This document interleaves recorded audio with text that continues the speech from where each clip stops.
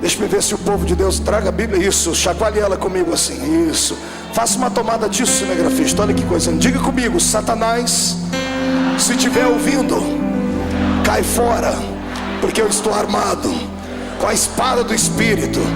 Ou sai da minha frente, ou eu te corto no meio, cão. Assim. Esse é o povo de Deus. Abra a sua Bíblia comigo sem perca de tempo. Segundo livro do profeta Samuel, capítulo de número 6, a partir do versículo de número 12. Glória a Deus. Capítulo de número 6, a partir do versículo de número 12. Glória a Deus. Quem encontrou, diga amém. Quem não encontrou, diga misericórdia. Eu espero você achar.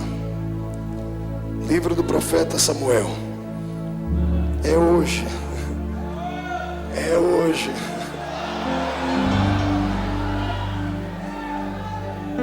Está escrito assim: então avisaram a Davi dizendo: abençoou o Senhor a casa de Obed-edom e tudo quanto tem por amor da arca de Deus.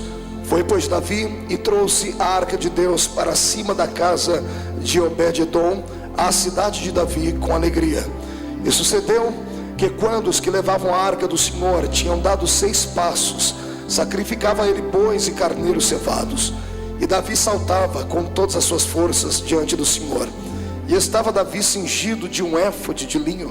Assim subindo, levavam Davi a todo o Israel a arca do Senhor com júbilo e ao som das trombetas. E sucedeu que, entrando a arca do Senhor na cidade de Davi, Mical, filha de Saul, estava olhando pela janela, e vendo o rei Davi, que ia bailando e saltando diante do Senhor, ela o desprezou no seu coração. E introduzindo a arca do Senhor, a puseram no seu lugar na tenda de Davi, que Davi havia lhe armado. E ofereceu Davi holocaustos e ofertas pacíficas perante o Senhor. E acabando Davi de oferecer os holocaustos e ofertas pacíficas, abençoou o povo em nome do Senhor dos exércitos, e repartiu a todo o povo e a toda a multidão de Israel, desde os homens até as mulheres, a cada um bolo de pão, um bom pedaço de carne, um frasco de vinho. E então foi-se todo o povo, cada um para sua casa. E voltando Davi para abençoar a sua casa, Mical, filha de Saul, saiu a encontrar-se com Davi e disse: quão honrado foi o rei de Israel, descobrindo-se hoje aos olhos das servas dos seus servos, como sem vergonha se descobre qualquer dos vadios. Disse, porém, Davi a Mical: perante o Senhor, que me escolheu a mim antes do que a teu pai e a toda a sua casa, mandando-me que fosse chefe sobre todo o povo do Senhor, sobre Israel, perante o Senhor me tenho me alegrado. E ainda mais do que isto, me envelhecerei e me humilharei aos meus olhos, e das servas de quem falastes, delas serei honrado. E Mical, filha de Saul, não teve filhos até o dia da sua morte. Feche a Bíblia, coloque no banco, coloque na cadeira, pegue na mão da pessoa mais perfumada do seu lado.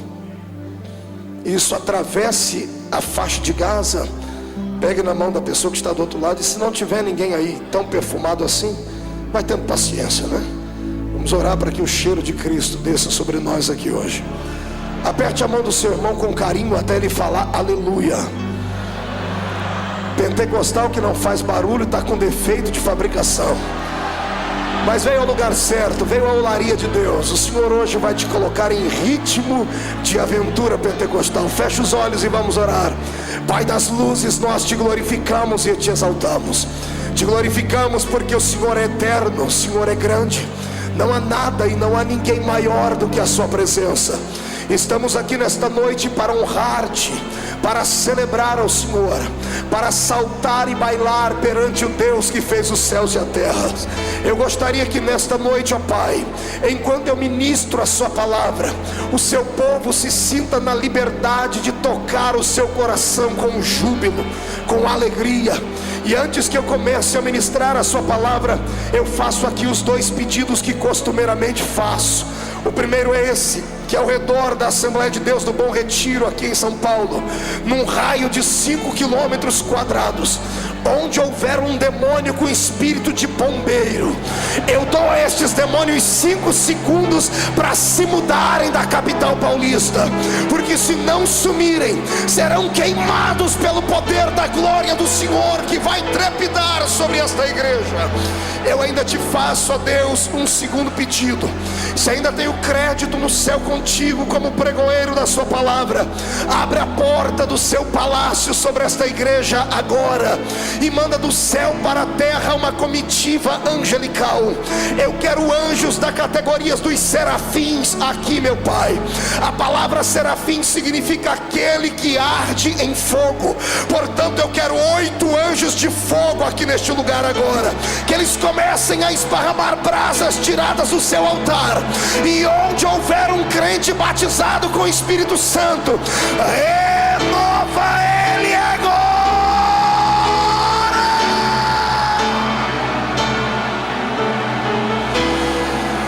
Uriandarei shuribicara labacandara surecandarei biaraturia macandara baga mirenderele suri toroba shiribicandare korobala baga ramanaga suri andara baga dimandara basu dimara shondara basse mandara gasura baga shura baga.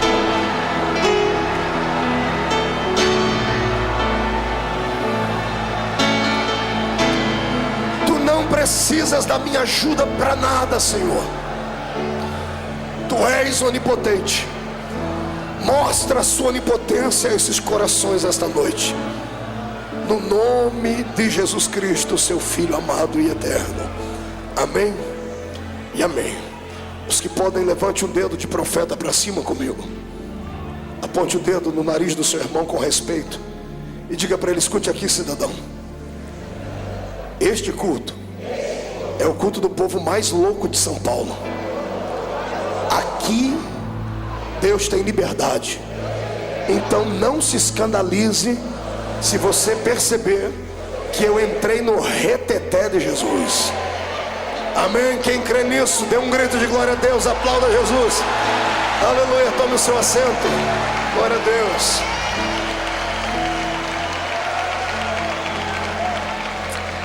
Magnífico. Aleluia. Eu não vou nem perguntar se os pentecostais chegaram, porque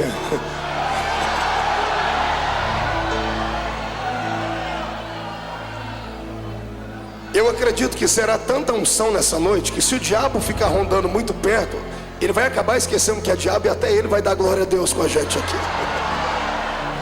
Glória a Deus. Santos, noiva do Cordeiro, amados em Cristo Jesus, simpatizantes da fé pentecostal, amigos do Evangelho, candidatos e eleitos, estamos aqui hoje diante de um texto lindo e maravilhoso, de um texto antigo, mas de um texto muito atualizado. Vamos falar hoje um pouquinho acerca da intimidade que um homem chamado Davi tinha com o seu Deus. Muitas pessoas ficam sempre perguntando e perscrutando a vida das pessoas de sucesso para tentar aprender com elas como ter sucesso. Eu vou lhe apresentar hoje não uma biografia, porque quem sou eu para aqui extinguir tudo acerca de Davi, mas eu quero falar aqui hoje para você aquilo que eu, dentro de uma visão abençoada e carismática, vejo o porquê Deus amava tanto esse rapaz. Davi era um homem que não era comum. O seu espírito era um espírito de adorador. Ele era o menor da sua casa diante dos olhos dos homens, mas diante de Deus ele era um grande guerreiro. Quando o profeta Samuel, imbuído pela missão de levantar um rei em Israel, um rei agora não escolhido por homens, mas escolhido por Deus, o Senhor deu a ele endereço: vá até a casa de Jessé o belemita, porque dentre os filhos dele tenho me provido de um rei. Quando Samuel, que já tinha experiências com Deus, já havia feito milagres, já havia condecorado homens com a unção de rei, ele entra pela casa do grande ou pequeno homem Jessé e observa que os filhos dele eram filhos bonitos, belos, aviltados, com porte atlético, verdadeiros guerreiros e soldados. E quando ele ficou encantado pela aparência física dos filhos de Jessé, quando ele queria verter o óleo da unção sobre a cabeça deles, todos conhecem a história, o Espírito Santo o reprovava e dizia: não é este. E ele salta para o outro e também o Espírito diz: não é este. E ele salta para o outro e o Espírito diz: também não é este. E quando ele fica vendido entre os pensamentos, ele olha e já não há mais filhos dentro da casa. E então ele olha para o pai e diz assim: porventura acabaram os mancebos na sua família? Terminaram seus filhos? O pai teve que se esforçar um pouquinho para se lembrar do pequeno menino que estava cheirando ovelhas no meio do pasto. O pai deve ter se lembrado e por dentro deve ter dado uma bela gargalhada. Eu tenho um filho, sim, é o menor de todos, tem um gentil aspecto. Alguns dizem que ele era ruivo. E ele fica lá no meio das ovelhas, mas ele não é muito certo da cabeça não, porque depois que ele termina de pastorear as ovelhas, ele fez um instrumento lá que ele chama de harpa. E ele começa a dedilhar aquilo e começa a cantar sozinho, olhando para o céu, como se fosse um louco, um fanático. Um dia eu espreitei e fui ver ele cantar, e ele cantava assim: o Senhor é o meu pastor e nada me faltará, deitar-me faz em verdes pastos e coisas assim. Ele não é muito certinho na cabeça não, é pequeno, não tem idade para reinar, não tem qualificações de soldado. E Samuel deve ter dado uma gargalhada por dentro, dizendo: poxa, eu trabalho para Deus há tanto tempo e acabei me esquecendo que o Deus que eu sirvo é um Deus de surpresas.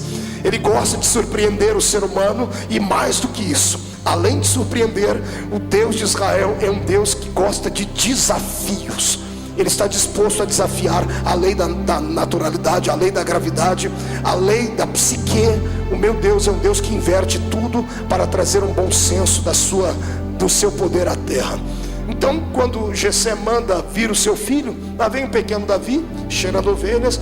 E quando Samuel olha para ele, o Espírito Santo faz acelerar o coração do profeta e diz: eis aí o homem que eu escolhi, eis aí o moço que conseguiu tocar o meu coração. Davi tinha um talento a mais do que os demais homens. Ele conseguia guardar dentro dele 2 talentos que é difícil imaginar um homem com esses 2 talentos. Ele não era apenas um poeta, ele também era um guerreiro. É difícil um guerreiro ser poeta. É aquela frase daquele filme muito antigo, né? Os brutos também amam. É muito difícil acreditar que uma pessoa que é truculenta, sanguinária, destemida, que sabe manusear uma espada, que sabe matar um inimigo e arrancar a cabeça dele, consiga depois lavar as suas mãos do sangue, pegar uma harpa e começar a cantar coisas belas como as que Davi cantava. Eu creio que era nisso que Deus se espelhava, e era isto que Deus queria. Você pode ter um espírito de guerreiro, mas o Senhor quer que a sua alma nesta noite tenha pelo menos um tom poético. Ele quer que hoje você se esqueça das suas qualidades naturais, que você esqueça o seu anel de formatura, que você esqueça até algumas das suas raízes experimentadas na fé cristã, e que você hoje dê um salto não para dentro do desconhecido, mas dê um salto para dentro do movimento do Espírito de Deus. É profundo, é majestoso, é uma viagem só de ida. Eu tenho vaticinado isto aqui durante as segundas-feiras. Se você não gosta deste movimento, se você tem dúvidas acerca dele, é melhor não ficar no nosso meio, porque assim como a frieza pega, o fogo pega mais rápido. É perigoso você sair daqui pior do que a gente. Eu conheço pessoas que entraram dentro da igreja parecendo o Alain Delon, parecendo a Gisele Bündchen, caminhando pela passarela todo equilibrado, mas depois que terminou o culto precisou de 5 pessoas para arrastar ela para dentro do carro, e ela saiu falando em línguas estranhas durante algumas horas. O meu desejo é que o Senhor incendeie esta igreja nesta noite, e que você esteja sentado não perto de um cubo de gelo humano, mas que você esteja sentado perto de uma brasa de fogo tirada do altar. Quantos aqui querem este poder? Façam barulho neste lugar. Magnífico. Pois bem, quando eu abro a minha Bíblia aqui neste livro de Samuel, no texto em apreço, eu estou diante de um texto que dá medo, diante de um texto que vai provocar emoções fortes na sua vida. Estou diante de um homem que era rei. Diga comigo, rei. Diga para o seu irmão, não era súdito. Diga, não era ralé. Diga, não era um reles mortal. Diga, não era um servo. Diga, era rei. Diga com R maiúsculo. Foi ordenado rei. Diga ao seu irmão, ordenado rei, porque o próprio Deus escolheu. Então agora prepare e aperte o cinto, porque vamos decolar aqui. Nós vamos aprender com este rei o que é que nós devemos fazer quando sentimos a presença do Todo-Poderoso. Vamos aprender com ele o que é que nós devemos expressar quando Deus está presente no ambiente. Ele lutou, ele batalhou muito para que o seu ministério fosse alicerçado, para que o seu reino fosse reconhecido. Ele enfrentou a ira de Saul. Ele enfrentou com muita maestria, com muita majestade, com muita nobreza. Ele não tocou no ungido do Senhor. Ele teve chance, ele teve oportunidade, mas ele respeitou os princípios bíblicos. Mas agora chegou a época dele reinar, e ele está com a unção de Deus sobre a vida dele. Ele vai em busca de um tesouro que há muito tempo havia sido levado embora de Israel. Ele sai em busca da arca do testemunho, ou da arca do concerto. Apenas a título de lembrança, esta arca era um objeto, era um utensílio sagrado, feito de madeira e revestido com uma pintura de ouro. Em cima dela haviam 2 querubins feitos de madeira também e pintados a ouro. A tampa desta arca chamava-se propiciatório. Isso aqui nos faz lembrar da época em que Deus arranca Israel do Egito e os leva em direção à terra prometida. No meio do caminho, Israel tinha dificuldades em adorar a Deus, porque passaram muito tempo dentro do Egito, centenas de anos, e acabaram com seu espírito acostumados a adorar um Deus que eles podiam ver. Acostumaram a adorar apenas onde tinha um lugar próprio para isso. Eles haviam se esquecido que o seu Deus era muito maior do que templos, era muito maior do que estátuas. Mas Deus entendeu isso. E quando Deus viu que eles tinham dificuldades de adorar o Senhor no meio do deserto, o Senhor chamou Moisés e disse: Moisés, vamos construir então um templo móvel. E colocou o nome nele de tabernáculo. A confecção do tabernáculo foi linda, foi majestosa. O povo participou, o povo contribuiu. É um lugar difícil de nós interpretarmos, porque cada uma das peças constituídas dentro deste tabernáculo tem um significado à luz da Bíblia Sagrada. A minha Bíblia diz que até pele de golfinhos foram usados na confecção deste santuário. Ele estava dividido em 3 partes: no átrio, lugar santo e lugar santo dos santos. No átrio era onde o sacerdote chegava diante de uma pia de bronze, e ele lavava o seu corpo, lavava suas mãos, lavava os seus pés, e partia para o lugar santo, onde ele deveria imolar um animal, o cordeiro, que significaria o perdão para o pecado de todo o povo. Uma vez que ele imolava este animal, ele atravessava então o véu do templo, trazendo na sua mão a marca do sangue deste cordeiro, e a sua roupa. Isso acontecia só uma vez por ano. Só uma vez por ano ele saía do lugar santo e ia ao lugar santo dos santos. Mas quando ele atravessava vestindo uma roupa de linho, de éfode de linho branco por baixo, e por cima uma túnica colorida. E nos pés da túnica, no rodapés da túnica, haviam romãs e campainhas que chacoalhavam e sibilavam conforme o sacerdote ia andando. Uma vez por ano ele atravessava aquele véu do templo, que pesava 1 tonelada, e precisava de uma junta de bois para arrastá-lo. E quando ele entrava dentro daquele lugar, a nação de Israel toda ficava do lado de fora, observando e prontos para ouvir aquilo que Deus falaria, ou para ver aquilo que Deus faria.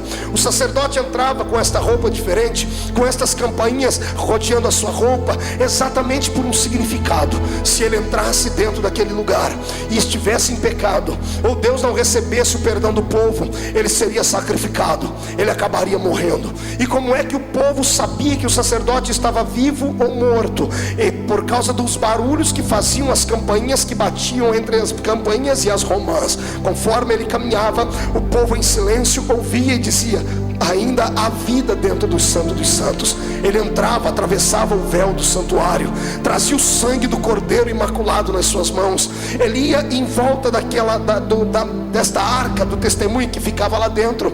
E onde estavam os querubins, as 4 pontas daquela tampa chamava-se propiciatório. Ele tinha que pegar o sangue e aspergir sobre as 4 pontas daquele altar. Conforme ele banhava as 4 pontas daquela arca, melhor dizendo, daquele propiciatório, sacrifício, ele deixava ali a marca do sangue do animal que era puro ou tido como puro, e ele erguia suas mãos para o céu e em silêncio orava, dizendo ao seu espírito: Deus, perdoa a nação de Israel. Duas coisas poderiam acontecer. Primeira, Deus poderia não receber o sacrifício e fulminar o sacerdote. Em outro texto diz que caminhava, quando ele entrava dentro daquele santuário, uma cordinha vinha amarrada à sua cintura e ficava pelo lado de fora, porque nenhum homem comum podia entrar dentro do santuário, no Santo dos Santos. Caso ele morresse e não houvesse vida, as pessoas o arrastariam para fora e passariam um ano inteiro atormentados, atribulados, com o coração pequenino e sentindo dores. Deus ficava em cima do Santo dos Santos, sentado na nuvem chamada Shekinah. Quando o sacerdote erguia as mãos com o sangue do animal para cima, o Senhor olhava para baixo e via que o propiciatório, que era a arca do testemunho, que falava da aliança que Deus havia feito com Israel, estava banhada com sangue. O Senhor já havia sentido o perfume do holocausto queimado no lugar santo. Então Deus ficava de pé naquela nuvem, estendia as mãos sobre aquele lugar, e a nuvem começava a trovejar, a nuvem começava a relampejar, porque a presença de Deus, ela vem através, é claro que de uma brisa, como na caverna de Elias, mas todas as vezes que ela vem trazendo vitória, ela vem em forma de relâmpagos e de trovões. Eu abro um parênteses para dizer que a fé pentecostal é alicerçada nisso. Quando temos um culto alegre e sentimos a presença de Deus, o Senhor começa a trovejar sobre nós a sua glória. O povo que estava do lado de fora, com temor, abaixavam-se e ficavam em silêncio, e quando a nuvem se levantava, o povo parava para ouvir se haveria algum barulho lá dentro, porque poderia ser que a nuvem deveria ter descido para matar o sacerdote. Então todas as pessoas atentas esticavam seu ouvido para ver se havia algum tipo de barulho. E depois que o sacerdote passava por aquela êxtase espiritual, imagine você estar dentro de um lugar fechado e a nuvem da glória de Deus descer sobre você naquele lugar. Depois que ele respirava e via que ele estava vivo, então ele começava a caminhar. Cada vez que ele dava um passo, as campainhas iam batendo naquelas romãs que estavam no pé. Cada vez que fazia um barulho, um judeu do lado de fora dizia assim: eu estou ouvindo barulho. E o povo parava para ouvir: eu também, eu estou ouvindo barulho. Mais de 2.710.000 judeus do lado de fora esperando perdão. Quando a notícia esparramava, 2.700.000 pessoas gritavam: o sacerdote está vivo, porque ouvimos o seu barulho. O sacerdote está vivo, é sinal de que o Senhor nos perdoou. O sacerdote saía cambaleando daquele lugar por causa da glória do Senhor, atravessava o lugar santo dos santos, passava pelo lugar santo, ia até o átrio, e quando chegava na porta do átrio, ele estendia as mãos ensanguentadas ainda e dizia: paz e perdão sobre Israel. A história dos judeus diz que quem estava doente era curado, quem estava triste se alegrava, e haveria um ano de prosperidade naquele lugar. Quando eu falo dessas coisas, eu traço aqui um paralelo com a minha vida e a sua. A minha Bíblia diz no livro de Apocalipse que tanto eu quanto você somos sacerdotes do Rei Jesus. Se há sacerdote aqui, eu quero convocar estes sacerdotes para ver se há barulho na vida dele. O que tem de sacerdote aí que a campainha não faz mais barulho, porque perdeu a intimidade, perdeu a comunhão, perdeu a experiência com Deus. Mas eu estou ouvindo sacerdotes que estão vivos, enquanto houver línguas estranhas nos seus lábios e brado de adoração na sua boca, Satanás vai ter que beijar a lona, porque a força desta igreja está no poder do seu Deus. Aleluia.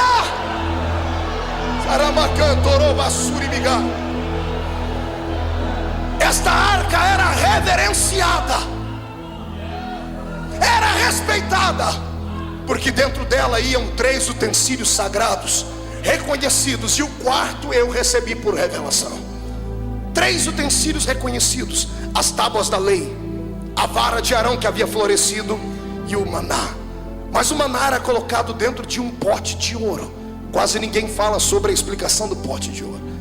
Quando esta arca estava dentro de Israel, trazia uma segurança para todo o povo, dizendo: se a arca está presente, o Deus da arca também está.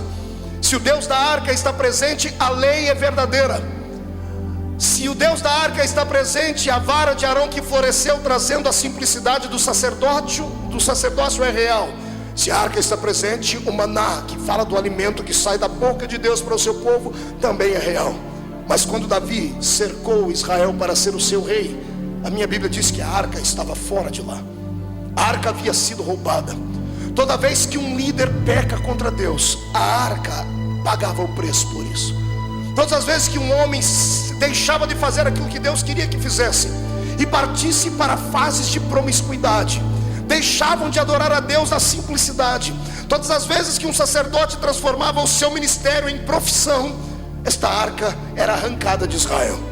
Parece que Deus estava dizendo a eles assim: olha, esta arca, já que vocês só conseguem adorar um Deus que vocês suponham ver ou entender, se esta arca fala da minha presença, cada vez que fizerem uma coisa errada, eu permito que esta arca vai sair de perto de vocês. E esta arca saiu de lá. Quando a arca foi embora, Israel batia no peito e gritava dizendo: se a arca foi embora as tábuas da lei. E as tábuas da lei falam das doutrinas estabelecidas por Deus. Quando eu paro para pensar nisso aqui, o meu coração chega a ficar machucado, porque eu conheço muitas igrejas que já não tem mais o simbolismo desta arca. Eu conheço muitos crentes que estão como Israel sem a presença desta arca, porque perderam a intimidade e perderam a comunhão com Deus. Perderam a comunhão com Deus porque fizeram das suas igrejas, dos seus púlpitos, das suas filosofias, um trampolim para crescerem diante dos homens. E esqueceram que este lugar não é apenas um lugar para se promover a existência humana. Este lugar é um lugar onde entramos para adorar a presença de Deus, a presença divina. Quando a arca vai embora as tábuas da lei. Quando as tábuas da lei vão embora, ninguém mais fala do que é verdadeiro. Não se prega mais a verdade, mas passa-se a pregar aquilo que supõe-se que é a verdade. Quando a arca vai embora e leva embora as tábuas da lei, a pregação perde o sentido, e os cultos deixam de parecer cultos de adoração a Deus para parecerem verdadeiros picadeiros, onde homens e mulheres fazem mais piada do que uma pregação ungida e verdadeira. Quando as tábuas da lei vão embora, o povo perde a noção de que só podemos adorar a um Deus, e o povo começa a adorar bezerros de ouro, começam a levantar imagens, começam a levantar ídolos. Quantas igrejas que você conhece por aí que cultos já não são mais cultos, são verdadeiros shows, onde se mostra a performance humana, onde se mostra os atributos humanos, e ninguém mais repassa esta glória para Deus. Eu quero hoje vaticinar como profeta que igreja verdadeira tem que ter a arca dentro dela.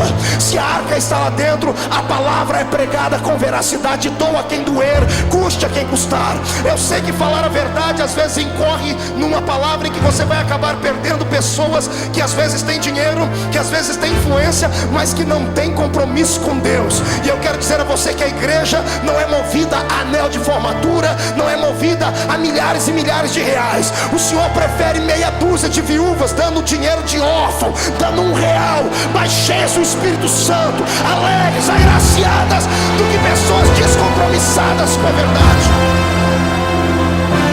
Quando a arca de Deus vai embora, o povo fica cego, deixam de adorar ao verdadeiro Deus e fazem da igreja muitas coisas que ela não é. Algumas pessoas entram na igreja e pensam que na placa lá fora está escrito assim: banco, onde você pode conseguir todas as possibilidades da sua vida. Pregam um evangelho barateado e prostituído neste planeta. Eu já vi igrejas dentro desta capital que pregam um evangelho que é vertido apenas para dinheiro. O céu deles é um céu nesta terra. Eles não conhecem a Bíblia, porque o apóstolo Pedro deixou escrito aqui que o homem que espera em Cristo só nesta vida é o mais miserável de todos os homens. Ou seja, se você serve a Deus apenas por aquilo que Ele pode te dar na terra, você é um miserável. Jesus não quer que você siga Ele por aquilo que Ele pode te dar. Ele quer que você o ama por aquilo que Ele já te deu. Ele te deu um nome escrito no céu, Ele perdoou o seu pecado, Ele trouxe existência dentro da sua vida. Mas quando a arca vai embora, a palavra da verdade é arrancada. E o que eu quero dizer a vocês essa noite é o que o meu coração sente. 3 palavras foram arrancadas do vocabulário dos pregadores do século 21: pecado, justiça e juízo. Ninguém mais tem coragem de pregar essas coisas. Querem um evangelho light, querem um evangelho banalizado, querem um evangelho onde vale tudo, vale até homem dançar com homem, mulher com mulher. Me perdoe, eu não vim aqui massagear o seu ouvido, vim aqui como profeta para te falar que sem a presença de Deus nada funciona. Se você pode acreditar nisso, levante a mão para cima e glorifique ao Rei.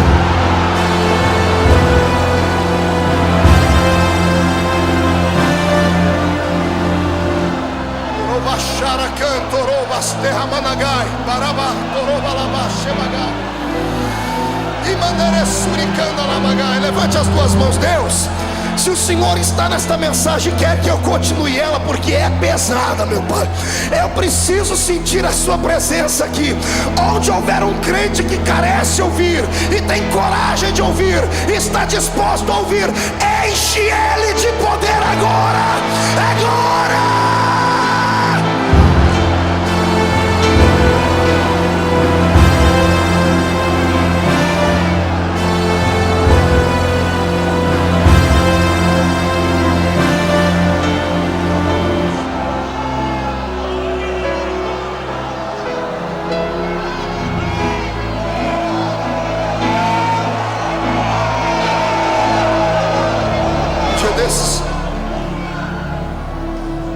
Me sentei com algumas pessoas importantes, alguns obreiros que são muito conhecidos nesse país, e eles disseram assim: Marco, você tem 31 anos de idade, o Senhor te colocou num lugar de destaque nessa nação, você tem um mundo aberto para você. Já que você conquistou tudo isso, disseram para mim, muda o seu estilo. Você já ganhou os pentecostais, conquiste as outras igrejas agora. Eu falei, de que jeito? Pregando um evangelho mais light, um evangelho açucarado, pastor Antônio Carlos. Eu falei, que evangelho é esse? Rapaz, o evangelista é bom para falar que tem anjo, tem fogo, glória. Eu olhei para o infeliz e disse assim: meu irmão, me desculpe, mas eu não sou covarde. Se você é, o problema é seu, eu não tenho medo. E olha que já ameaçaram fechar a porta para mim nesse Brasil. O cidadão fecha uma, Jesus abre 10. Eu sirvo a um Deus que está com os olhos impregnados nessa noite aqui nessa reunião. E Ele está em busca não de pregadores de fama, não de pessoas que querem os brilhos das luzes da ribalta sobre eles. O Senhor está aqui em busca de profetas, está em busca de gente que tem coragem de falar aquilo que o Senhor lhe mandar falar.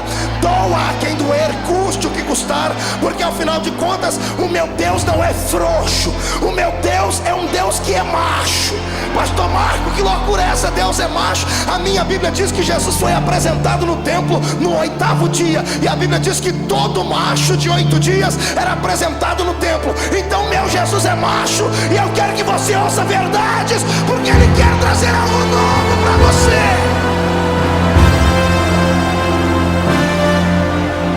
Quando vai embora a arca, vai embora as tábuas da lei. Junto com as tábuas da lei, vai embora a vara de Arão que floresceu, que fala da simplicidade da fé. Hoje a situação é tão melindrosa que nós temos os grupos dentro da igreja. Nós temos a igreja para elite, temos a igreja para classe média, temos a igreja para ralé.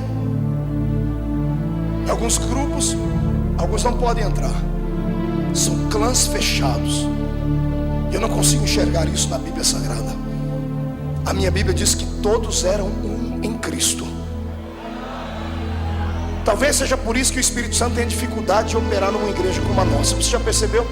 Um dali sente a presença, de lá não. O dali falta virar cambalhota, o outro está com o nariz comprido, feio, parecendo que foi batizado num pó de vinagre. Sabe por quê? Os pensamentos não batem. Eu sou um apologista da fé pentecostal, pago um preço por isso, mas eu amo.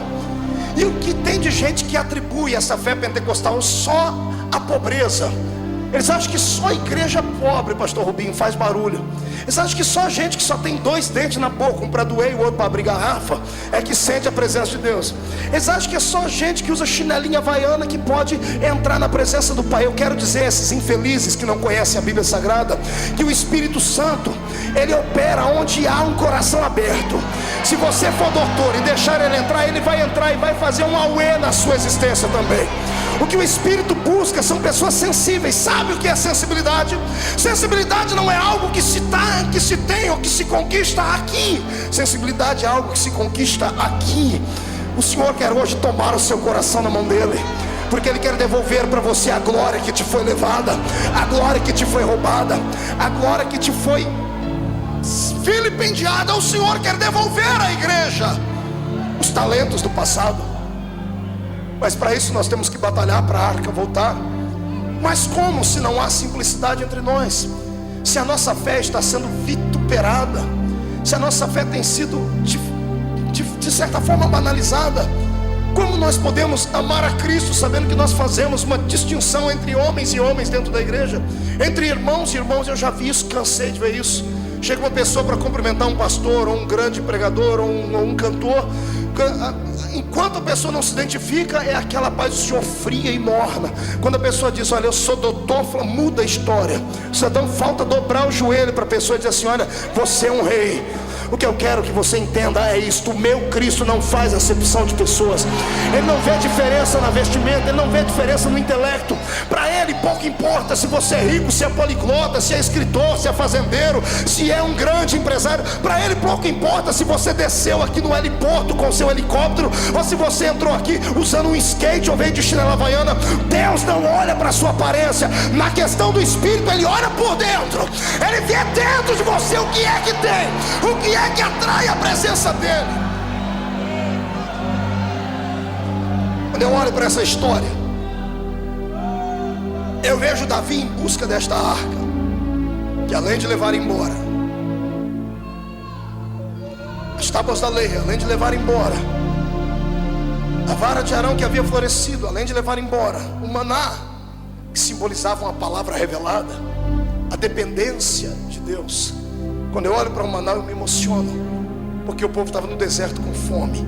Não tinha padaria suficiente para dar pão a eles, não tinha uma cozinha suficiente para fazer comida a eles. Então eles dependiam de Deus para comer, eles dependiam de Deus para sobreviver. E quando eles diziam: Deus, estamos com fome, o Senhor pegava os anjos do céu e assava maná e mandava na mesa deles. Por que é que o maná foi guardado dentro da arca? Porque fala de uma época em que o povo era dependente de Deus. Olha para o seu irmão e diga: dependência. Não grite no ouvido dele, diga: dependência. Não estou satisfeito, levante a mão direita para cima, agarre o ombro da pessoa do seu lado, tira ela do lugar até ela ficar irritada, chacoalha ela, diga para ela: dependência, entendeu?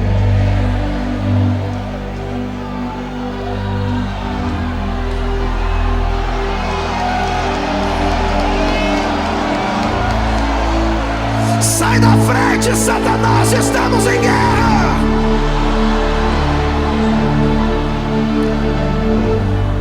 O meu Deus sentia saudades do seu Israel, que ficava não esmolando, mas dizia: papai, manda comida para mim. Se tem uma coisa que Deus ama e Ele é apaixonado, é por alguém que depende dele para alguma coisa, tá entendendo? Deus tem prazer em dar. O prazer de Deus é quando você acorda de manhãzinha lá, estica os braços e diz assim, dobra o joelho e diz: pai, hoje eu quero isso, quero isso, quero isso. Deus não anota, mas tem um anjo do lado dele, Deus está anotando tudo aí, porque Ele está pedindo, Ele depende de mim. Ele não pediu para o médico, não pediu para o político, não pediu para ninguém, Ele pediu para mim. É meu filho, se é meu filho eu tenho que dar, eu vou dar, eu vou abrir a porta, eu vou fazer por onde.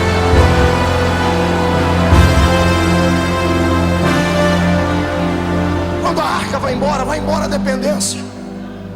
Tiramos a dependência da vertical, colocamos a dependência na horizontal. O que a igreja tem apanhado nesses últimos anos, porque ela colocou na cabeça que precisa de homens, que precisa de ricos, que precisa de influência, que precisa de mídia, que precisa de políticos, que precisa disso, que precisa daquilo. Ei! A dependência da igreja é o Senhor.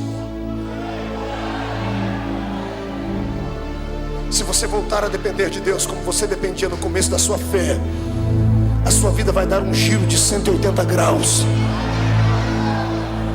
Ah, pastor, mas eu prefiro confiar nos guardas. A minha Bíblia diz que em vão vigia o atalaia, se o Senhor não guardar a casa.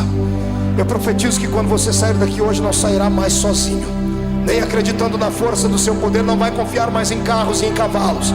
Quando sair daqui, vai sair de mãos dadas com Deus. Ele vai ser o seu irmão mais velho, o seu pai, Quero ver qual é o demônio que vai ter coragem de entrar na sua frente e te convidar para uma batalha. Eles já estão derrotados. A partir de hoje o Senhor vai anotar o seu nome, o seu endereço, o número do seu sapato, quantos fios de cabelo você tem na cabeça. Ele vai traçar o plano do seu DNA e Ele vai dar a você aquilo que você carece e necessita, desde que você dê a Ele aquilo que Ele também carece e necessita.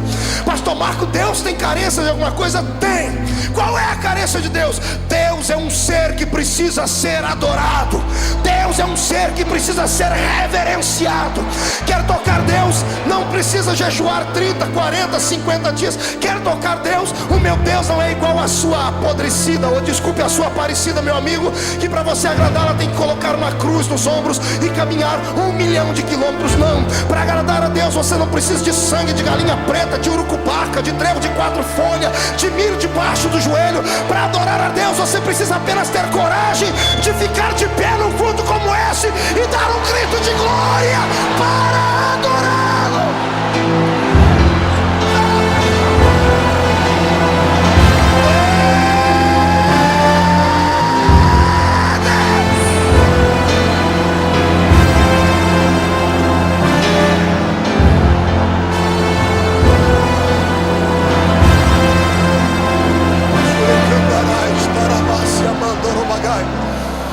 Segura um pouquinho.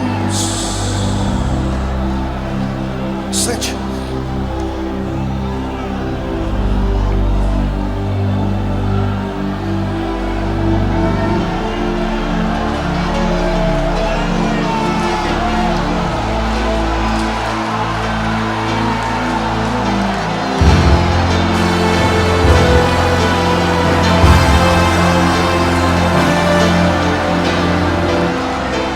Não se assuste não, é a unção que estava em Davi, está descendo aqui.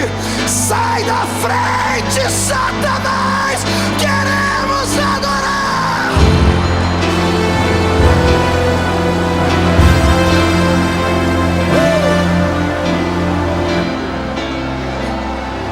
Deus é lindo. Escute, quando eu era recém-casado, quando a minha primeira filha nasceu, Karen, nós morávamos numa casinha muito pequena. E eu era jovem obreiro do Senhor. E a minha casa era pequena, tinha um quarto, uma sala e uma cozinha. Eu era jovem obreiro, dedicado. Então eu sentava lá na minha sala e passava o dia estudando a Bíblia, procurando recursos e subsídios para poder pregar. Minha esposa ficava na área de serviço, que era a cozinha e a varanda, lá onde ela lavava roupa e fazia as coisas. E Karen dormia no quarto, então eu ficava no meio. De 5 em 5 minutos a minha mulher passava por mim assim, por trás, ia lá no quarto, fazia alguma coisa e voltava. Ela fez uma vez, tudo bem, 2, 3, depois da 4ª vez eu já fiquei irritado, porque tirava toda a minha atenção, não conseguia estudar. E eu já estava para perguntar a ela o que é que ela ia fazer lá dentro, mas eu fiquei quieto. Porque Paulo diz que é para a gente entender as mulheres, né, irmão? Porque mulher é diferente. É sério. Chega na hora de sair para o trabalho, chega na hora de sair para uma festa, você já trocou, já está pronto, faz 5 horas. Você só escuta grito lá dentro do quarto. Você entra lá dentro, ela está olhando para o guarda-roupa, tem 100 vestidos, mas ela não está vendo nada. Ela diz, não tem nada para vestir hoje. Então tem que entender, né? Paulo diz para entender as mulheres. Daqui a pouco, eu estou lá estudando, eu já estava quase passando as nuvens, né? Estudando. A minha filhinha deu um grito dentro do quarto, irmão, aprontou um berreiro. Ué! Aquele negócio de desespero, pentecostal desde o berço. Deu aquele grito. Quando ela deu aquele grito, eu olhei para cá e fez outro barulho de cá. Eu olhei, só vi uma vassoura voando por cima. E a minha mulher, ela parecia um super-homem. Uma mulher maravilha, melhor, né? Ela ergueu o peito e saiu correndo por detrás. Eu falei, que essa mulher? Morreu alguém. Eu saí correndo atrás dela. E ela tirou aquela cortininha do berço. Minha filhinha gritando no berço. Ela catou minha filhinha, botou no ombro, no colo e fez 2 gingadinhas com ela. Cantou Nana Nenê. Ela dormiu, colocou no berço. Minha mulher saiu como se tivesse feito um grande feito. De fato ela fez, né? Mas ela saiu perto de mim como dizendo assim, eu tenho um poder que você não tem. fez assim para mim. E eu saí, sentei lá e estou estudando. E eu dizendo: Deus, o Senhor não me dá nenhuma mensagem para pregar. O Senhor falou: filho, eu já te dei a mensagem. Não deu, Senhor, eu estou procurando. Ei, eu trabalho não com forma, eu trabalho com formas. Você não viu o que aconteceu com a sua esposa? Eu falei: vi, então, está ali.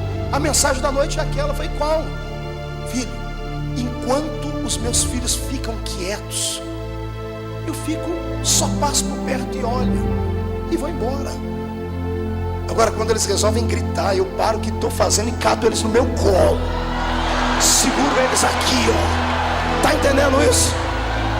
Você entendeu isso? Quer chamar a atenção de Deus hoje? Então dá um grito aí para o inferno inteiro ser abalado,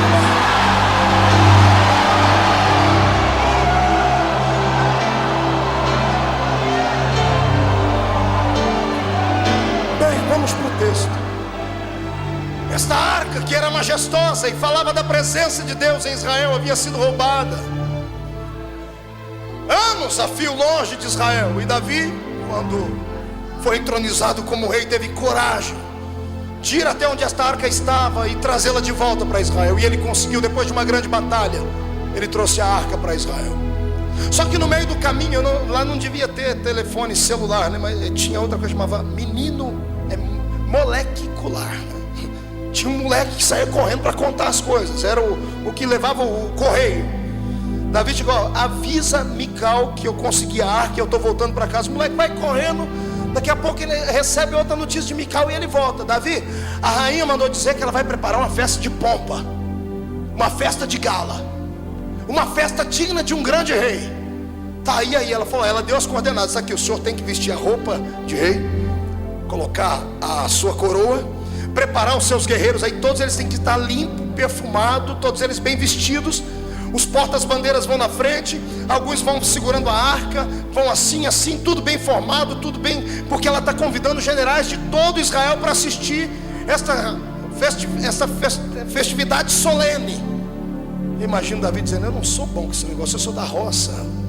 Mas ela é filha de príncipe, filha de rei, princesa, tem cheio desses negócios de não me toques.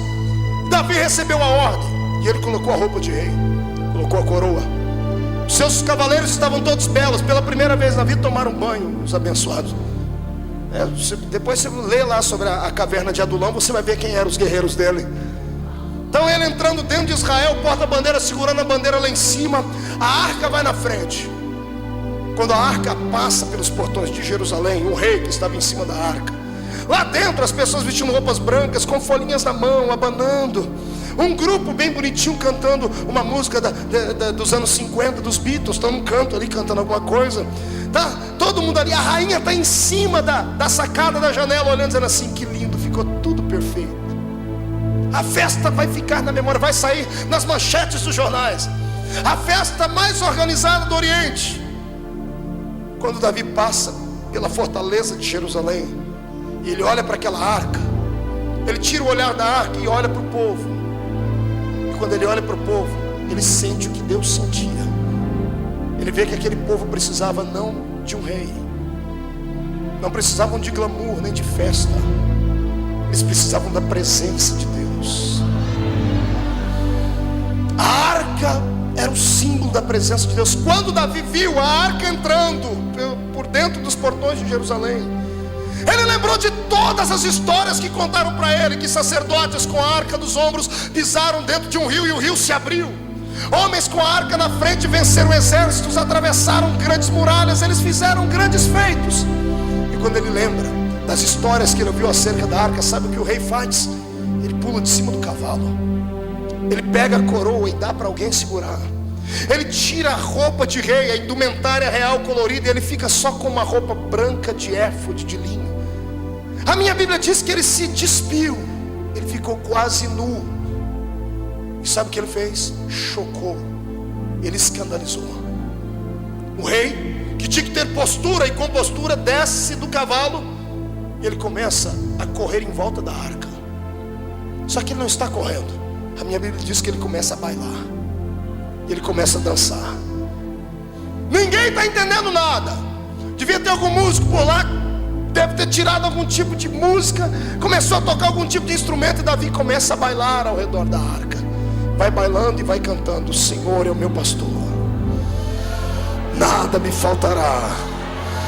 Deitar-me faz em verdes pastos, guia-me mansamente às águas tranquilas, refrigera minha alma. Ele vai dançando e vai gritando e vai tocando o coração de Deus. Eu imagino Deus se esquivando do seu trono e ficando de pé, chamando os anjos, assim: venham cá, seres angelicais. Foi para aquilo que eu fiz o ser humano, foi exatamente para aquilo que eu criei o ser humano. É por isso que aquele moço ali é um homem segundo o meu coração. Ele esqueceu a posição, que esqueceu a postura, deixou de lado o anel de formatura, deixou de lado os conhecidos, os príncipes, deixou de lado a sua majestade e enalteceu a minha majestade. Ele é rei, mas eu sou o Senhor. Eu sou o Rei dos reis e Senhor dos senhores. Sabe o que eu acho lindo? Algumas pessoas chamam de costume, eu chamo de liberdade de adoração. Em algumas igrejas não se pode bater palma, não se tem o costume de adorar a Deus de pé. Quando eu vejo a multidão aqui ficar de pé, eu sinto que são homens e mulheres sensíveis. Qual é o ser humano que tem a sua inteligência aguçada, que percebe que o rei está passando e vai ficar sentado para ver? Todas as vezes que um rei chega no ambiente, os súditos ou ficam de pé ou se jogam de joelho no chão, mas eles têm atitude de adorador.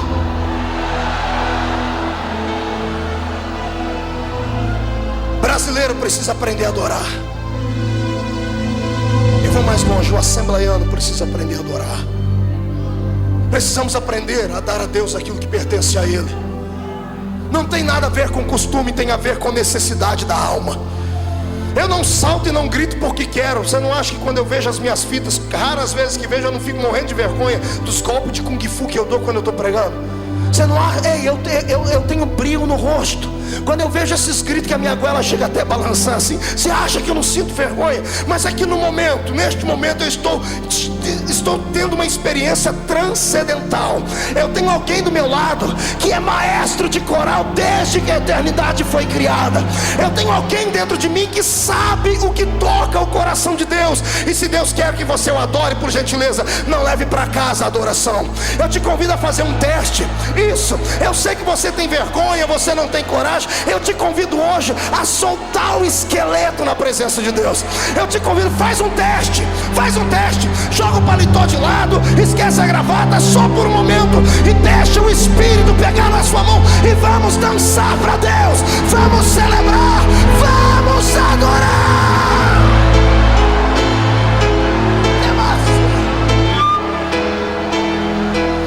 Você não sabe o que você perde quando está no culto e fica em silêncio por muito tempo.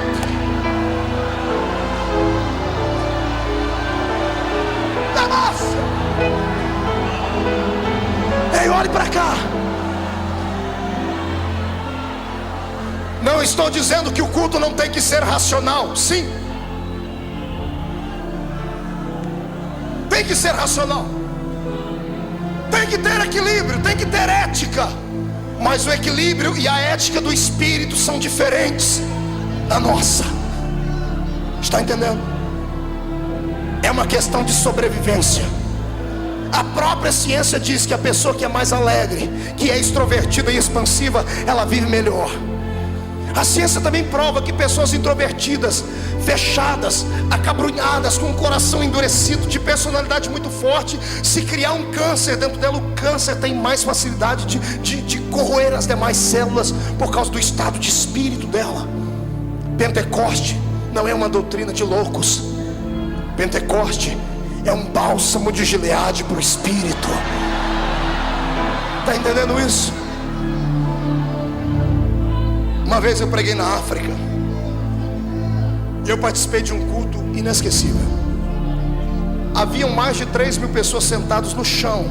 Não tinha teto. O muro da igreja era caindo aos pedaços e o povo sentado no chão batido de terra. O pastor conseguiu organizar um evento muito lindo. Ele conseguiu um microfone que era ligado numa bateria de carro, numa caixinha de som que era ligado numa bateria de carro. Era lindo. Eu falava aleluia e o povo entendia glória a Deus lá atrás. A metade da pregação, pastor Antônio, o povo falava em línguas, porque achava que eu estava falando em línguas, mas não é, misturava tudo. Era uma benção. Só que eu me recordo muito bem que ele pediu para que se levantasse um coral de mulheres para cantar. Isso foi em Viana, em Angola. Levantou um grupo de 500 mulheres. Não tinham um instrumento como esses. Deu a irmãzinha na frente, ela era maestra, maestrina, né? Chamou todo mundo e disse assim, separou as vozes. E ela pegou um ritmo na palma da mão. E os 2 primeiros bancos acompanhavam com as palmas. Os 2 bancos para trás, as 2 outras fileiras, acompanhavam no mesmo ritmo, mas com os pés. Elas batiam os pés e as mãos. E cantavam num dialeto muito deles, que eu não entendia nada aqui, mas eu entendia tudo aqui. Era lindo. Nenhuma palavra era inteligível para mim, mas o meu espírito testificava com o espírito delas aquela adoração. Naquele dia, sabe o que eu fiz? Eu queria me esconder debaixo do banco, porque como bom assembleiano, quantas vezes não preguei que a gente não pode bater palma e nem pular, porque isso não tem ética, porque isso ofende, porque Deus não é surdo. Nós não precisamos fazer auê, a reunião tem que ser sacra. Naquele dia eu vi pessoas que estavam dando para Deus tudo que tinham. E no louvor delas era tão forte, tão poderoso, que a poeira subia da terra, porque elas batiam os pés no chão e a glória de Deus descia do céu. Eu me lembro de um homem sentado num canto, com a perna toda enrolada e torta. Foi a primeira vez que eu vi um milagre extraordinário. Ele sentado próximo ao púlpito, ele via as irmãs baterem os pés, e ele com a perna enrolada para trás, ele chorava e gritava: Deus, eu queria ter pés para poder te adorar. Aquilo me chocou. Eu chorei, eu disse: Deus, eu tenho pés, eu tenho mãos. E às vezes vou para um culto e pareço um manequim de vitrine de terno. Às vezes pareço mais um apresentador do que um adorador. Vocês estão entendendo isso? Isso aqui não é um lugar onde você vem só ouvir. Aqui é um lugar onde você vem para dar. Se você não sabe o que é adoração, eu tenho pena de você. É por isso que você é acabrunhado, entristecido, frio e fraco. É por isso que tudo para você tem que ser dentro da razão. É por isso que o seu espírito sofre tanto. Você vive à base de remédios. É por isso que você entra aqui e não entende nada e fica aí por dentro se corroendo. O olho não consegue ter uma lágrima. Aqui não chora, mas quando está em casa assistindo o Titanic e o Leonardo DiCaprio morre afogado, ai! Aí na igreja vem com essa pintura abençoada aí no rosto, que parece que esticaram você inteirinha. Parece que passou numa funilaria e fez uma recalchutagem. Aí entra, tem tanta plástica e tanta massa que não pode nem rir. Fica assim. Aí quando vai chorar, pega um lencinho e faz assim. Inibe o Espírito de Deus de operar. Eu quero te convocar hoje. Saia daqui amarrotado, saia daqui borrado, saia daqui despenteado, mas saia daqui cheio da graça. Saia daqui feliz, alegre. Você tem um poder dentro de você que você não sabe a amplitude dele. Você tem uma autoridade guardada dentro de você, pentecostal, que você não conhece aquilo que tem. É como uma criança que tem uma arma de fogo na mão e não sabe o potencial dela. Pode acontecer uma miséria. Se você começar hoje a pedir a Deus para treinar o seu espírito e te ensinar o que é o poder pentecostal, você vai continuar caminhando com os pés na terra, mas a sua mente vai estar estacionada do lado do trono de Deus. Você vai começar a ver aquilo que os olhos não viram, a sentir aquilo que o coração não sentiu. Eu quero te convidar hoje para você deixar de ser natural. Satanás vai ter que beijar a lona, porque isso não é mérito da terra, é um dom que veio do céu e você tem ele. Então libera.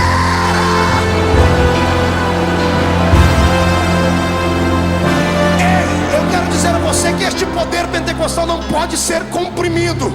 não pode ficar ajustado a questões naturais. O Espírito Santo não está sujeito a homens. Ele é Deus, na sua totalidade Ele é Deus. Se o homem acreditar, ele continua sendo Deus. Se não acreditar, Ele ainda é Deus. E quando Ele resolve soprar, e é o que está acontecendo aqui nas segundas-feiras, o Espírito resolveu soprar, e eu quero ver quem é que vai fazer o vento dele voltar para trás. Quem é que vai fazer? Ele vai continuar soprando na sua vida. Levante a mão para cima, bata no peito, bata até fazer barulho. Olha para a pessoa do side e diga assim: eu não sei você. Diga: eu sei que é meio estranho, mas parece que é real. Diga: funcionou com aquele que está no púlpito. Diga: vai funcionar com a gente. Diga para ele: em nome de Jesus, aqui dentro de mim tem uma brasa de fogo. Diga: me ajuda a não apagá-la. Diga: Senhor, me ajuda a deixar ela acesa. Então, pelo amor de Deus, incendeia ela. Abre a sua boca, adora. Adora de pé, adora sentado, adora correndo, adora, adora, adora. Deixa Ele te tomar.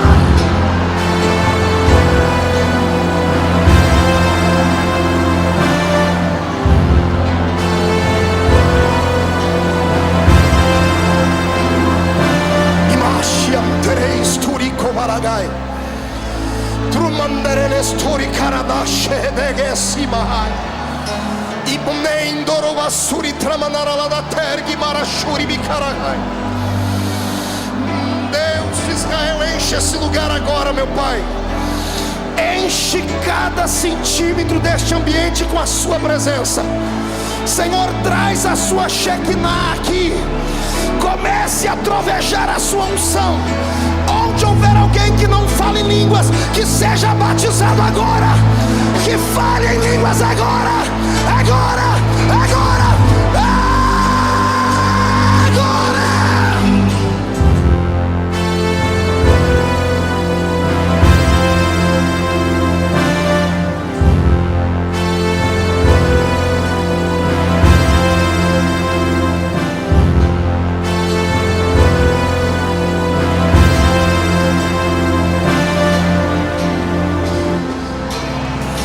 Davi, baila Davi. A arca está voltando, adore a dele. Sente mais um pouquinho, vou terminar.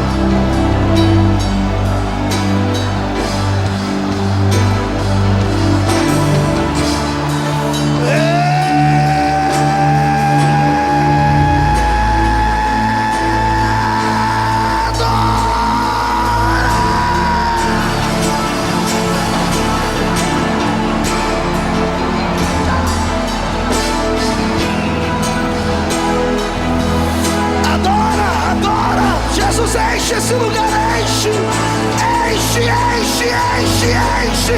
Queima com o seu poder, queima, queima, queima, mas queima agora.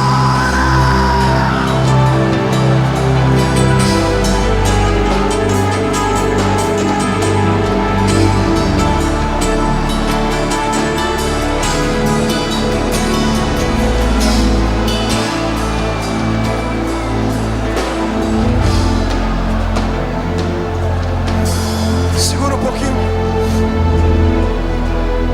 e olhe para cá. E quando alguém te acusar de emocionalismo barato,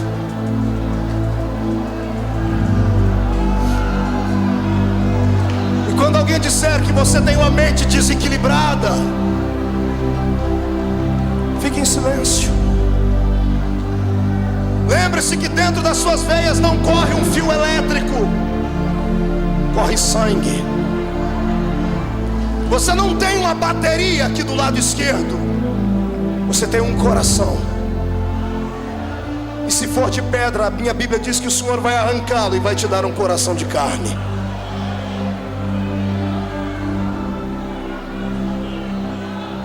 Davi dançou, Davi bailou, Davi escandalizou. E o que eu acho lindo é que os soldados dele, quando viram o líder dançando, deve ter dançado também. Eu quero que você imagine aqueles homens com aqueles peitos cabeludos, aquele queixo quadrado, com aquelas espadas na mão grandão, dançando de ciranda a cirandinha em volta da arca.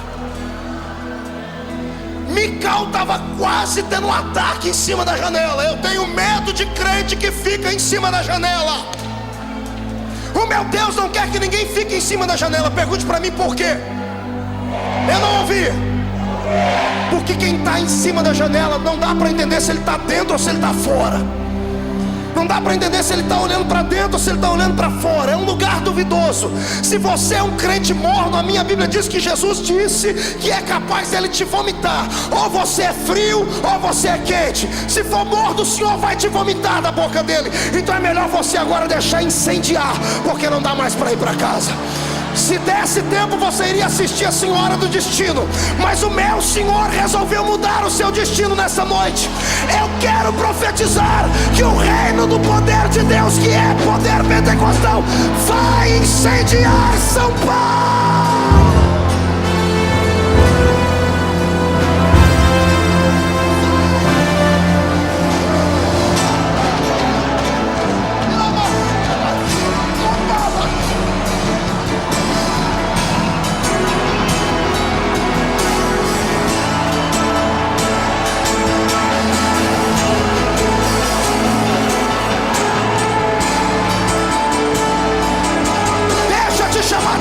Deixa de chamar quadrado. Eu quero é que você adore a Deus. Adora.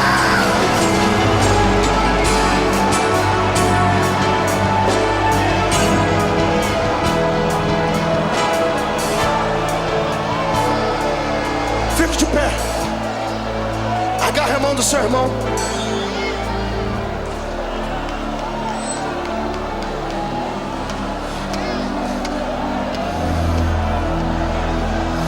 Estou sentindo cheiro de batismo com o Espírito Santo aqui.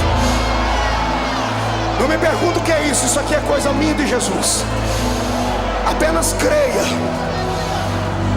Estou ouvindo barulho de portas se abrindo. Portas que estavam enferrujadas estão sendo expostas à abertura nessa noite.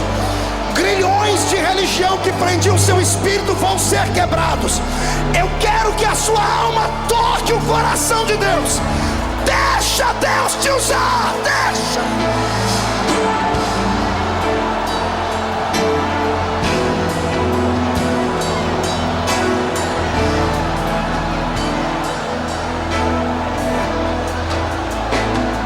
Pegue na mão do seu irmão e olhe para mim.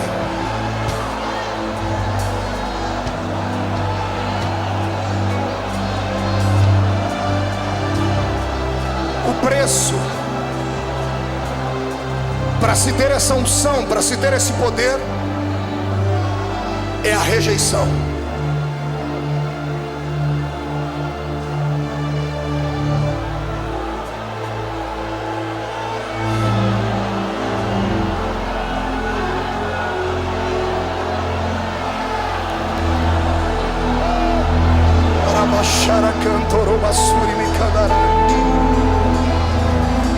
Olhe para cá.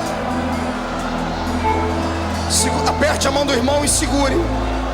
Olhe para mim. O preço desta comunhão, o preço deste louvor, é exatamente a rejeição. Por que é que os homens rejeitam este movimento?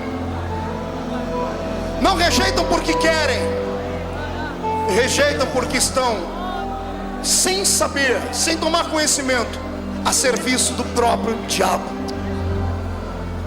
O único que não suporta este tipo de louvor é Satanás. O diabo sabe que nas danças, que no louvor, que nas músicas há poder. Quem já foi em terreiro de macumba sabe o que eu estou falando. Lá não tem silêncio, não tem trégua. No terreiro de macumba não tem bandeira branca para Deus. Eles dançam, eles bailam, fazem barulho, urram. E por que aqui na igreja nós temos que esfriar? Volto a dizer, eu não quero que você seja louco, nem que as pessoas venham, não importa que as pessoas, mas eu não quero que você seja desequilibrado. Não é isso. Eu quero que você tenha mais liberdade para adorar a Deus. E fazer igual o irmãozinho da roça, que o irmão Eliseu Gomes, que é meu amigo, mora nos Estados Unidos, cantou um dia numa das suas modas de viola. Conhece a história do Bento? Bento morava na roça, ia na igreja, e ele chegava na igreja, fazia muito barulho, era muito alegre, andava de sapato furado, mas quando chegava no culto, a alegria do Senhor invadia ele e era tremendo. E o pastor na cidade ia receber uma pessoa importante na igreja, que era um médico, um advogado, sei lá. E o pastor lembrou do Bento e disse: o Bento vai escandalizar o médico, o doutor. Foi na casa do Bento antes, sentou com ele e disse: Bento, ô pastor, o senhor aqui, que alegria. E já começou a dar aqueles pipocos de glória. E o pastor disse: Bento, eu vim conversar com você. O que foi, pastor? Eu queria que você não gritasse no culto de domingo. Pastor, mas é a única coisa boa que eu faço. Bento, não faz. Mas por quê? Vai ter um médico lá, um advogado. É uma pessoa muito culta, ele pode se assustar e nunca mais voltar, e nós precisamos ganhar a alma dele. Mas pastor, Bento, a gente faz um negócio. O pastor olhou para o pé dele, um sapato furado, e disse assim: olha, eu te dou uma botina, te dou um par de botina sola de pneu novinha. Se você ficar até o fim do culto em silêncio, sem dar os seus gritos, eu te dou a botina. Combinado? Pastor, eu quero uma botina. Então, combinado? Foi para o culto. O doutor chegou, e chegou também os crentes alegres. E o pastor pregou uma mensagem até light, mas o espírito dentro era alegre demais. Quando o pastor dava aquelas mensagens, aqueles jargões de fé, o Bento ia gritar, ele lembrava da botina, ele segurava no banco. Outra pessoa ia cantar, o pastor olhava para o Bento. Quando o Bento ia gritar, o pastor apontava para o pé e dizia: botina. Quando faltou 10 minutos para acabar o culto, as favas com botina. Bento deu um pulo para cima, deu um grito e disse: glória a Deus, com botina ou sem botina? Glória a Deus! Eu quero saber quantas pessoas aqui gostariam de ser adoradores maiores do que são. Gostariam de saber tocar e cantar as melodias das notas musicais que os anjos cantam. Gente que gostaria de poder tocar a Deus com danças, com saltos, com alaridos, com gritos. Gente que nessa noite está disposto a tudo, até a ser chamado de louco, de desequilibrado, de fanático. Gente que quer adorar o seu Deus porque acredita que a arca está voltando para sua casa, para sua família, está voltando para sua igreja. Eu profetizo que algumas labaredas vão sair daqui hoje e vão incendiar a igreja deles. A partir desta noite haverá uma remoção de todo o entulho que há lá, e o Senhor vai derramar uma unção de projetos de glória naquele lugar. Se eu tenho aqui gente que quer ser mais adorador do que é, sai do seu lugar e venha ficar em pé aqui perto de mim nesse lugar. Eita Deus,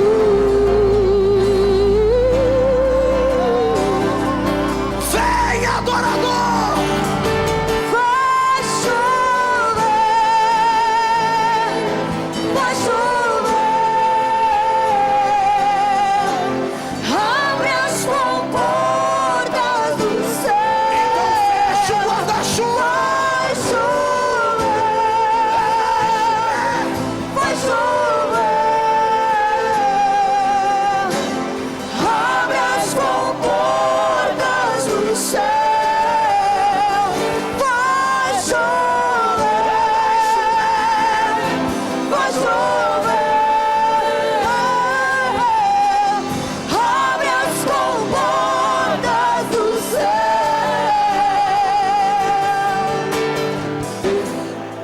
Do seu irmão, pegue no braço da sua irmã.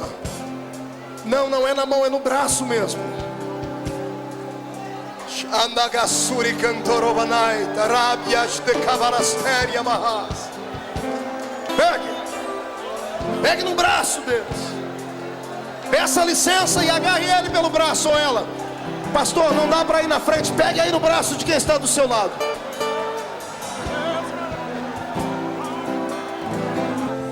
Eu disse a Jesus que eu gostaria que nessa noite acontecesse aqui nessa igreja,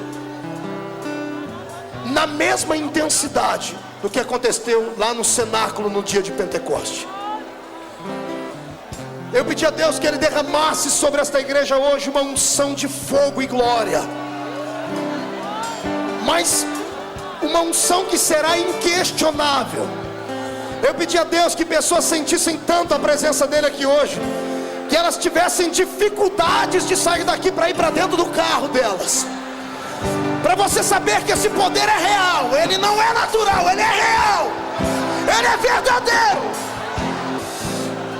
Eu já vou avisar para ninguém se assustar. Aqueles que já falam em línguas, se preparem, porque serão impactados. Vão receber dom de orar em outros idiomas. Aqueles que não são batizados com o Espírito Santo serão batizados. Aqueles que têm mais sensibilidade serão arrebatados. Ei, Deus, ore comigo e diga assim: Deus, eu preciso descobrir os segredos e os mistérios da adoração. Eu já sei que eu nasci para isso. E eu sei que existem algumas pessoas que são mais sensíveis, que conseguem te tocar de uma maneira diferente, como Davi. E eu quero hoje que o Espírito que operava em Davi não encontre barreiras para operar em mim. Espírito Santo, eu quero hoje sentir uma unção concreta, pesada. Eu quero que o meu corpo reaja. Eu quero sentir a sua presença como eu nunca antes senti. O quanto for possível, um ser humano sentir a presença de Deus. Eu me candidato agora. Eu te desafio a soprar sobre mim o vento do Pentecoste. Mas não sopra uma brisa, sopra um furacão. E não importa se eu vou pular, se eu vou gritar, se eu vou ser arrebatado, se eu vou profetizar, não importa. Eu só vou ficar satisfeito se eu sentir a sua presença aqui. Como profeta de Deus desta noite, eu profetizo agora que as comportas do céu estão escancaradas sobre a Assembleia de Deus do Bom Retiro. E onde houver um crente que deseja que ele receba poder até ficar embriagado, agora,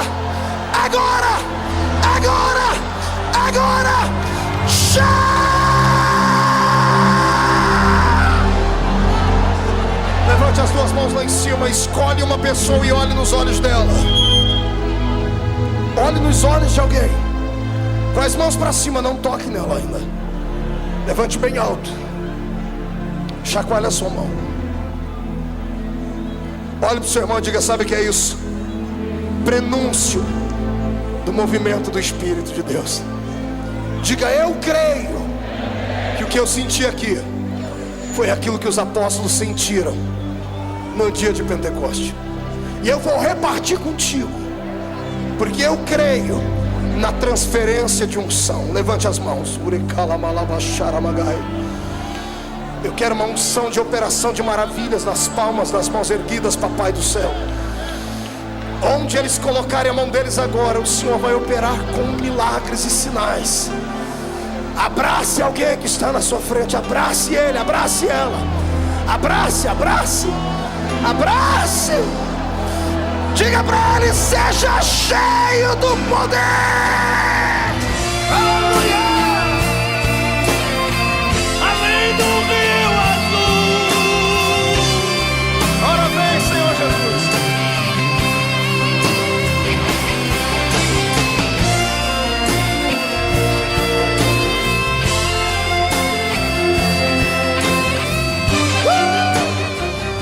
vai te batizar com o Espírito Santo antes de chegar em casa. 1,5. A arca está voltando para dentro da sua família. 2. A sua igreja será renovada como nunca antes. 2,5. São Paulo vai fumegar. 3. Joga no chão, pisa em cima. Nunca mais, Nunca mais. morte, choro, tristeza e dor. Nunca mais, Nunca mais. nunca mais, Nunca mais. morte, choro, tristeza e dor. Nunca mais, nunca mais.